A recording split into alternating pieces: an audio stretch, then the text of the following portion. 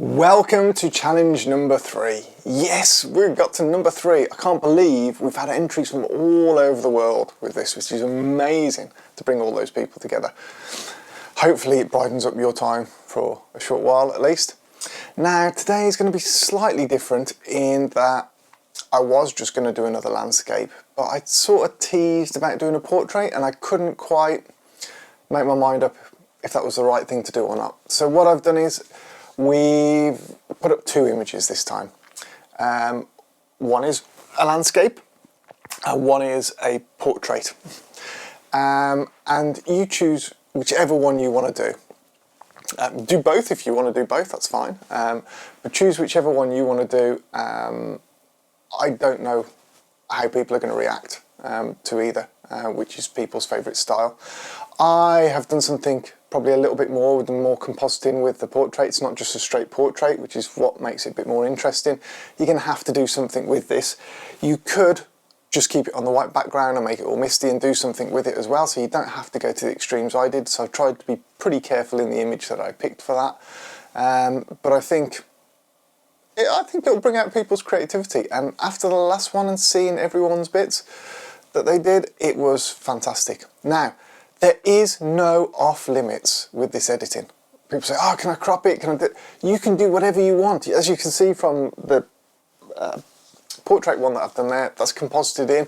It's got extra graphics brought into that, so just go for it. Show me what you can do.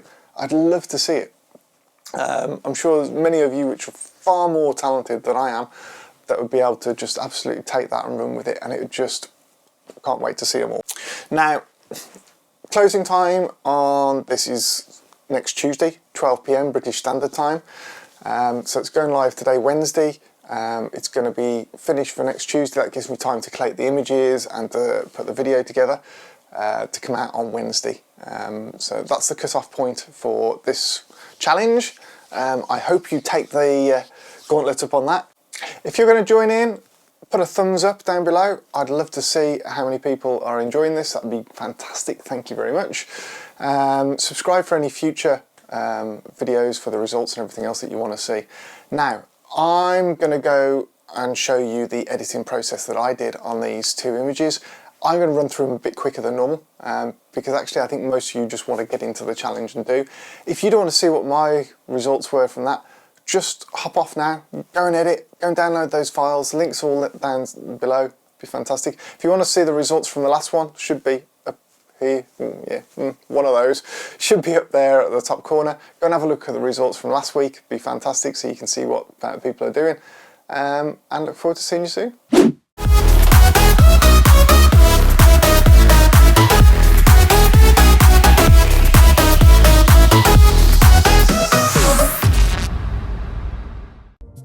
Okay, here you can see we've got the original. We've got a few shards of light just coming in on those distant hills.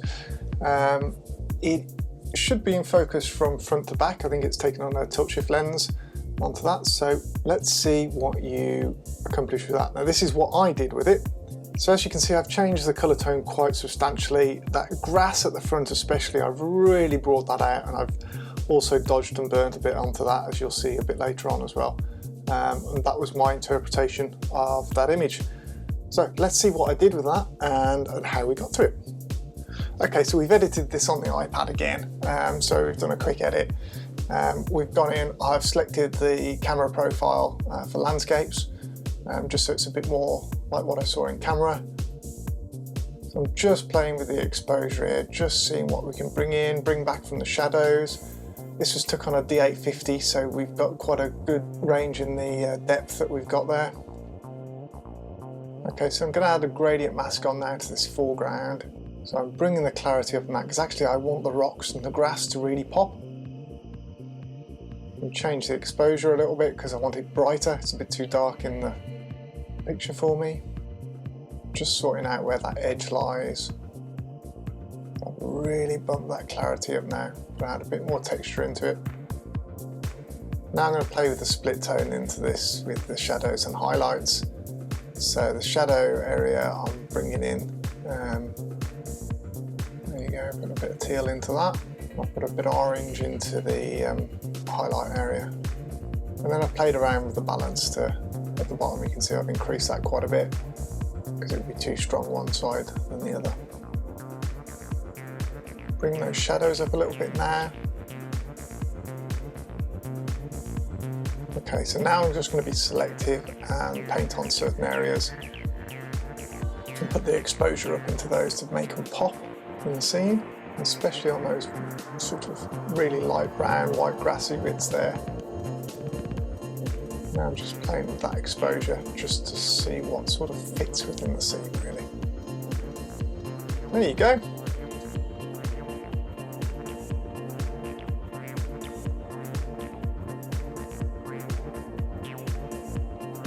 And that's all I've done to it. Okay, so here we are with this portrait shoot. This wasn't what we were actually shooting on the day, we were doing other bits, but we just thought we'd try something different. And when this dress came back, this is what we decided to do. We had a bit of red light into there, we got a bit of smoke from the smoke machine as well. So let's see what you can do with that. Now as you can see here, I've cut her out.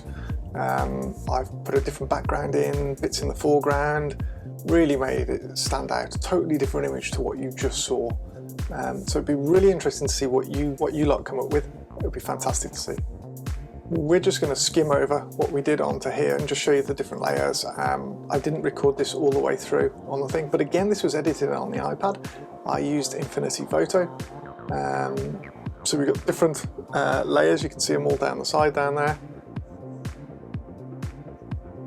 And we're just going to go back and you can see I'm just repositioning the layers into various places just to see what works and what doesn't. We've lightened her up a bit to make it match into the foreground. So I've lightened on the dress there. Obviously I had done work on here as well, for the texture of the skin and everything onto that to make it stand out a little bit more. And as you can see, this is where we drop everything in.